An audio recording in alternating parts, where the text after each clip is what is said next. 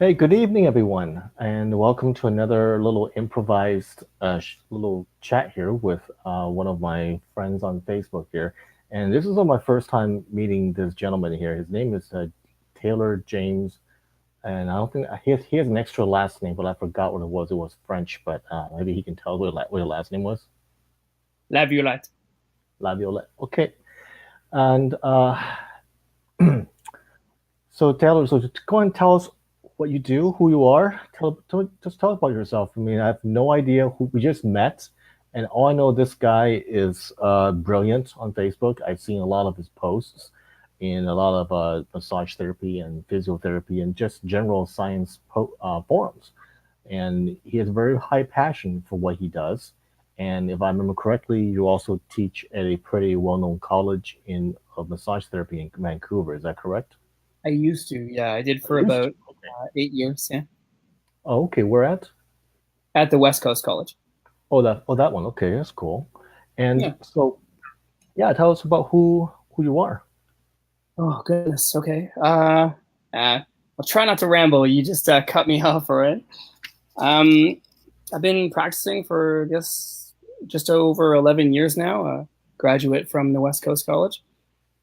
Um, I work at a place that's called Mountain View Health and Wellness, and my clientele is all full DTP. So what that means here is that they don't pay, and then it comes out of their claim after. So like the lawyer negotiates like 12 or 15 or 20 sessions or whatever, and Mhm. then they don't pay up front. It comes out of their claim. So I feel really blessed to work in that environment because it really changes the therapeutic relationship. Right, people aren't tapping their toes like watching the clock, waiting for us to get Wow. hands on. Right, so it affords me a certain kind of practice. So I'm super grateful for that. I work with people who are mostly car accidents and persistent pain and doctor referrals. So yeah, I'm really lucky to have the job that I do. I also I used to be what they call subject matter expert at the West Coast College of Massage Therapy, Hmm.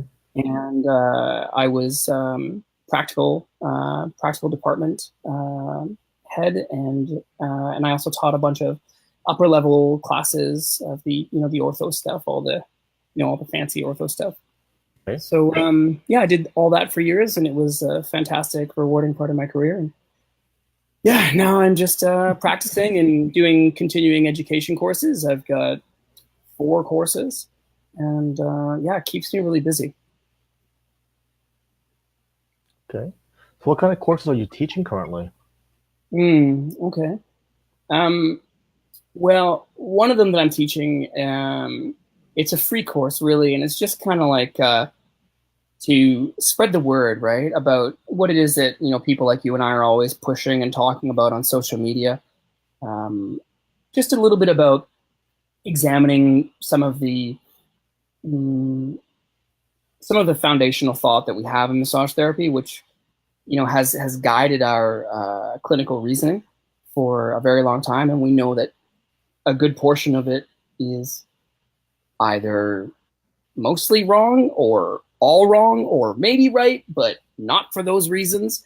And so Hmm. it's about exploring those reasons, integrating the evidence, and really the main goal of that course, the free one that I do, it's just a 3 hour talk, is is to try and get the people that are kind of spooked, when it comes to um, the big scary sciencey stuff. And there's a lot of reaction in our community, um, and it makes them really dig their heels in, and they're afraid of integrating that information because it sounds like on the surface that we're just throwing away so much stuff. And I guess my goal with that is to say it's okay. We can keep doing what we're doing. Hmm. We just want to change some of the language about why we think it works. Can you And give an it's example of that? okay. We're taught to assess, for example, things like misalignments of your hips, like your ilium's out flared, or you have a sacral torsion, which is, the sacrum's flexed, side bend, and rotated to one direction or something like that. And then we're taught to do muscle energy technique to put it back. And I guess what I'm saying, I guess what the course says in a very, very long way is that, you know, yes, your patient got better. Yes, what you did worked. It's not because they had a sacral fixation on one side or something like that. And it's okay. It still worked. But what I'm really interested in, and I guess I'm throwing a word of caution out there, is that maybe some of these narratives are harmful to our patients, making them feel like they're more fragile than they really are. Mm-hmm. So, oh gosh, we're having the similar problems here in the U.S. and other parts of the world in massage education, and this sounds a lot like the things I've been hearing over and over again in the last 4 or 5 years, both online and in at work as well sometimes. So I think so going back to why I even bothered to pick you in the first place was because of the post you posted about how frustrated you were, how the things that a lot of the RMTs are not that interested in compared to shiny objects and other types of techniques and stuff. And can you tell us a little more about why you feel that way and just your thoughts on it? Yeah, thanks. I think the first thing I want to say is that I know it's not just us, right? I mean, that's the wonderful thing about social media is it's connected me to physios and osteopaths and chiros and rolfers and body workers and all kinds of massage therapy, different qualifications and manual therapy and physical therapy, everybody from strength and conditioning to whatever. And we're all looking at the same problems. And so I've really found community there. So it's wonderful. So I don't want to say it's a massage therapy problem. It's not. We do have stuff that might be more specific to our community. But it's really nice to see that essentially everyone has the same problem here. And it's condition butting up against evidence. And like you were saying, like the shiny, sexy new modalities, right? So it's a bit of modality worship, which happens, and that's what puts butts in the seats. And it's not. It's not that it's like. I mean, frustrating is one word for it. I think I find it a little disheartening. I know that there's lots we can do about it, and it's changing so much. And so it's really cool to see that. There's. I have to tell you that that I've seen in the last 10 years, newer grads, like in the last few years, they are so open to challenging the old narratives about this is out of place or whatever like that. And if you drop some of the conflicting evidence on them, then they're like, oh, okay. And they don't really dig their heels in, right? It's the resistance comes from people that have been practicing a little bit longer. So that makes me feel really good. Let's see. I think I just saw a little message there. Okay. Yeah. Oh, I just hide it. I was just asking a question about what we just talked about here. Why are they more interested in techniques and the principles? Oh, well hey, there's something that even Carl Levitt used to say all the time, which was that principles matter more than method, right? Don't be slave to methods, right? And why is that? Well, it's because we're human, right? I mean, it's in every profession. It's the same thing. Everybody wants a quick fix, man. Nobody wants to know that it's like the whole picture is like, what's wrong with me? Well, good diet, exercise, sleep right, stress management, go play with your friends, hang out with your family. Nobody wants to hear that shit, right? I tell you, you take a piece of tape and you stick it across your belly and suddenly your SI joint is stable. I mean, that is just far more.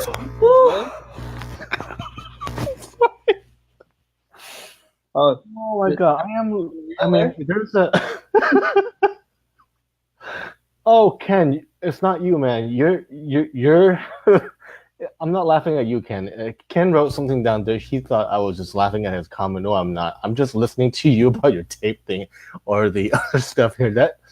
just reminds me a lot of stuff that I've experienced myself when I was a personal trainer, and Okay. it was the same thing as well in the fitness world. I mean, trainers and coaches are a lot more interested in the latest gadget that will, supposedly enhance their clients' or athletes' performance or give them better recovery than learning the principles of coaching, periodization, the basic program design principles. Oh, I don't know. Oh, Jamie, I'm not crying, bro. I'm just laughing my ass off to the point where I wanted to cry as well because the stuff that this guy is saying is reflects a lot of stuff I've experienced myself, and I think a lot of people who are watching this or will be watching this have experienced it as well. So I feel like we need to hug it out right now, you know? I feel like you to hug it out, man. But virtual hug is fine, man. But that's fine. We'll do it live when I'm back in Vancouver, like later this year. Oh my goodness. Okay. Now earlier before we went online here, you talked about how you met, how when you were in school, you and Mike Rioch were buddies or classmates. Yeah. Yeah, Tell, Mike. yeah, tell me about it. Tell me about it. Oh yeah, so I just started to tell you, and how I ended up getting into this. I guess finding you guys, right? Finding the community, right? Yeah. He turned me on to Soma is Simple, like long time ago. I can't remember. And at that time, Shit. So much simple is ancient. yeah, at that time, I had like the wheels. Like I say, the wheels had already started to fall off the bus for me because like when I came out of school, I just never stopped studying. I just reread everything. I wanted to scour all of the ortho material and buy other books and become so good at it. I really truly wanted to be the best at it. And I don't mean like better than anybody, just the best that I could be, because I thought that was the way to help people. And a few years into practice, like I said, the wheels started to fall off the bus for me. And what I mean is that like, and Greg Lehman was the one that gave me the words for it, was that, you don't need pain science to debunk some of the ortho model. Like the ortho model debunks the ortho model a lot of the time. When he said that, it touched my heart, because I was like, that's right. Because that was my experience before I'd even found the community of all you wonderful pain science informed people. Or just because that's not, it's kind of a buzzword. I mean, like research and evidence informed people. So yeah, it had really started to fall apart on me. I'd noticed that things were just not lining up, and things weren't happening like I thought they were supposed to. Regional interdependence was clearly a theory that was falling apart on me, and even people that I had been, learning from for quite some time, reading their material and stuff like that, even they started to move away from those models. And then when I saw the evidence start rolling in, reading stuff like the A.L. Lederman paper and getting to know about Greg and some of the stuff that he puts out there, it was so validating. Okay. Wow.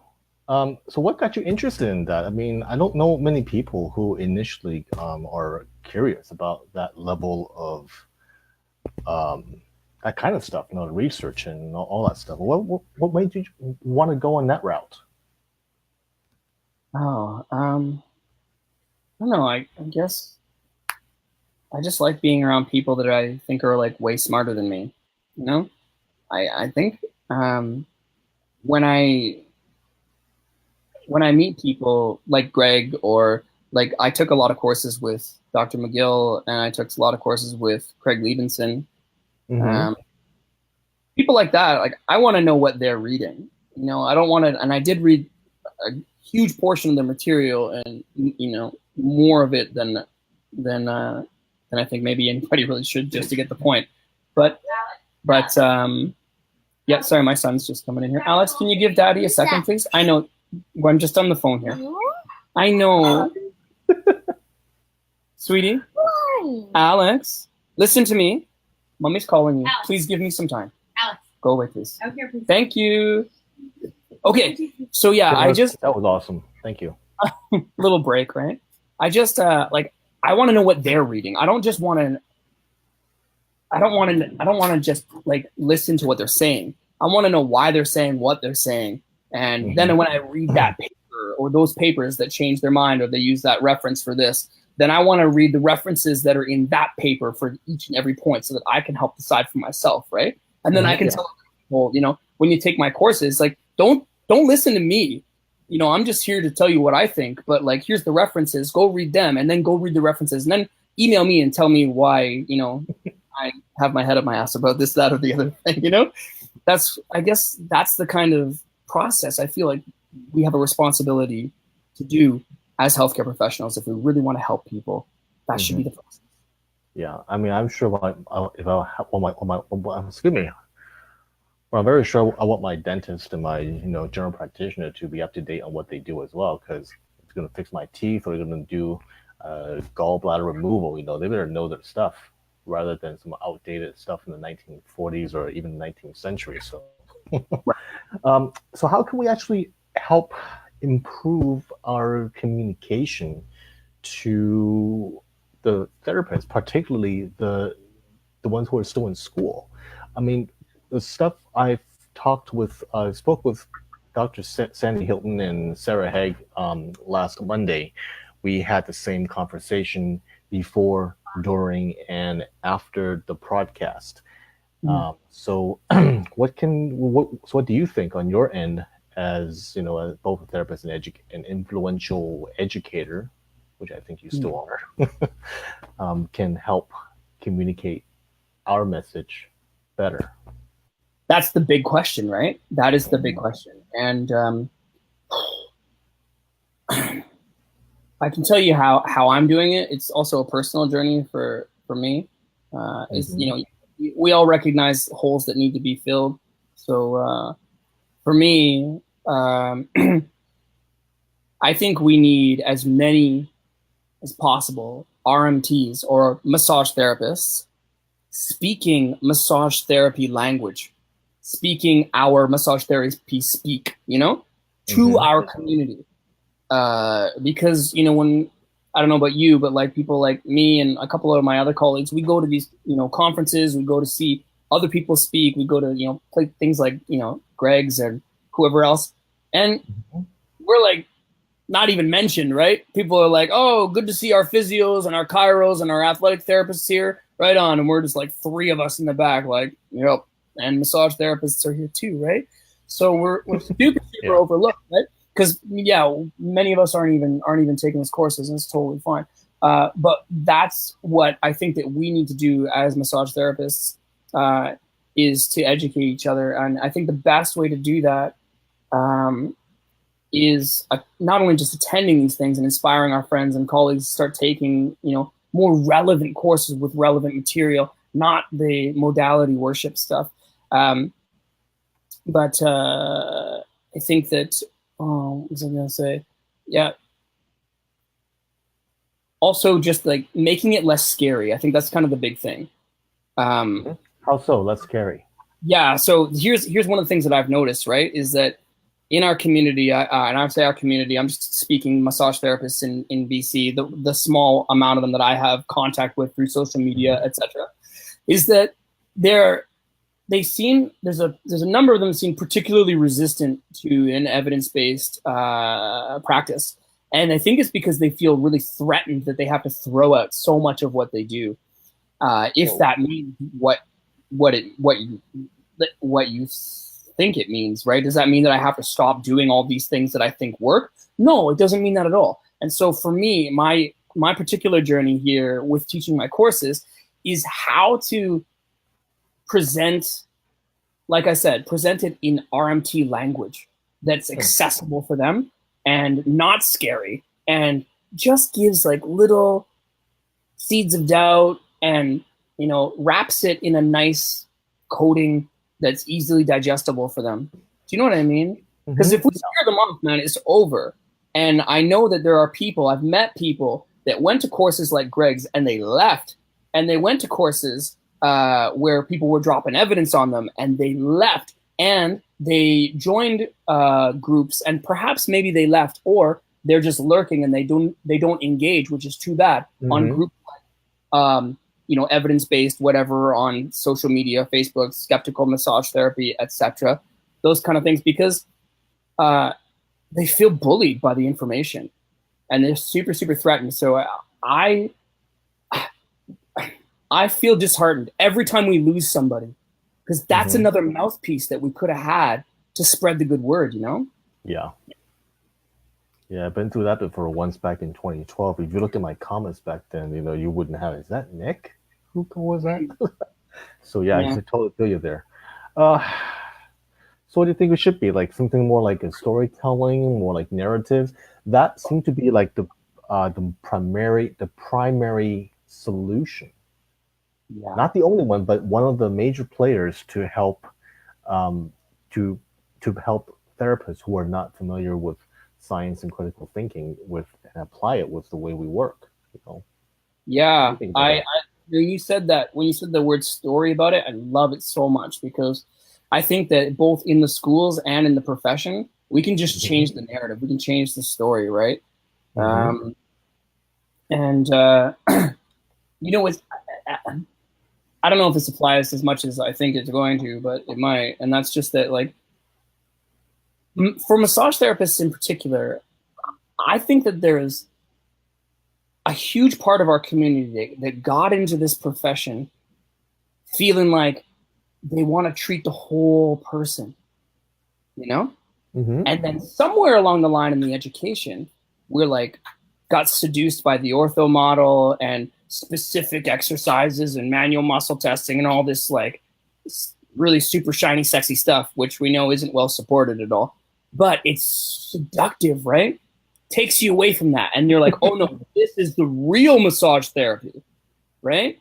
And what's ironic about the resistance to the BPS model and is that brings it right back to the beginning. It really does, right? Like, no, all of your techniques are good.